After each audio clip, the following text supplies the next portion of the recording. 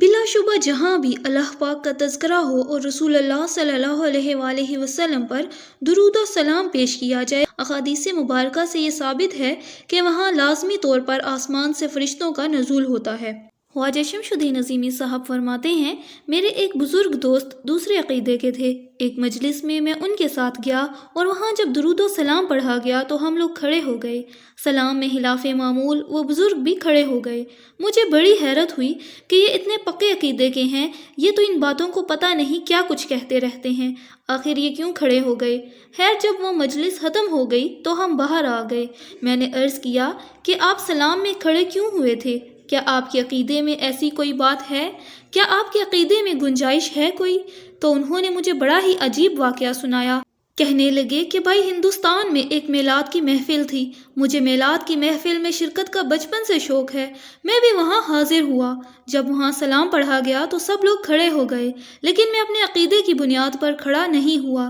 لیکن میرے ضمیر نے ملامت کی کہ بھائی اتنے سارے لوگ کھڑے ہیں، تم بیٹھے ہوئے ہو، اگر یہ کوئی گناہ بھی ہے تو اتنے لوگ کھڑے ہیں، یہ وزاداری کی بات ہے، گناہ تو ہم بہت سارے کرتے ہیں، ایک یہ بھی صحیح۔ میرے ذہن نے کہا کہ نہیں بھائی، اس بارے میں جو مسئلہ بیان ہوا ہے وہ ہی درست ہے، لیکن پھر میرے ضمیر نے ملامت کی کہ اللہ کے بندے، آخر تو پھر اس مجلس میں آیا ہی کیوں تھا؟ تجھ کو پتا تھا کہ یہاں میلاد ہوگا اور سلام میں لوگ کھڑے بھی ہوں گے، تو تجھ کو یہاں آنے کی کیا ضرورت تھی؟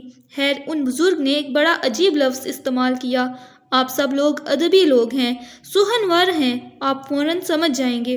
انہوں نے کہا کہ جی، میرے ضمیر نے بہت ملامت کی، لیکن میں گھنٹہ بنا بیٹھا رہا، گھنٹہ یعنی ضدی ہو کے بیٹھ گیا، کوئی جنبش نہ کی۔ چونکہ میں نے پہلی دفعہ یہ لفظ سنا تھا اس لیے میں نے پوچھا کہ حضرت گھنٹے کا مطلب کیا ہوا؟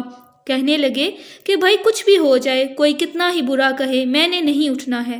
کہنے لگے کہ وہ سلام ختم ہوا، لیکن اس سلام میں ایسی کوئی خاص لطافت تھی، ادب، احترام اور گداز تھا کہ میرے اوپر ایک عجیب کیفیت طاری ہو گئی۔ تو ان بزرگ نے بتایا کہ کھڑا تو میں نہیں ہوا اپنے عقیدے کے مطابق، مگر میرے اوپر اس کیفیت میں بیٹھے بیٹھے غنودگی طاری ہو گئی اور میں سو گیا۔ میں نے اس وقت ایک خواب دیکھا کہ بہت سارے سفید پوش لوگ آئے ہوئے ہیں، ہٹو بچوں کی آوازیں لگا رہے ہیں، پھر ایک میدان سا بن گیا، اس میدان میں صفائی کی گئی، پھر صفائی کے بعد دریاں اور سفید براق چاندنیاں بچھائی گئیں اور لوگ وہاں بیٹھ گئے، پھر سب درود پڑھنے لگے، الصلاۃ والسلام علیکہ یا رسول اللہ، الصلاۃ والسلام علیکہ یا حبیب اللہ، الصلاۃ والسلام علیکہ یا نبی اللہ۔ اتنے میں ایک شور مچا، دیکھا کہ آسمان سے ایک تخت اتر رہا ہے۔ میں اس کیفیت میں ایسا مست اور بے خود ہو گیا، میں نے دیکھا کہ رسول اللہ صلی اللہ علیہ وآلہ وسلم تشریف لائے اور اس تخت پر جلوہ افروز ہو گئے۔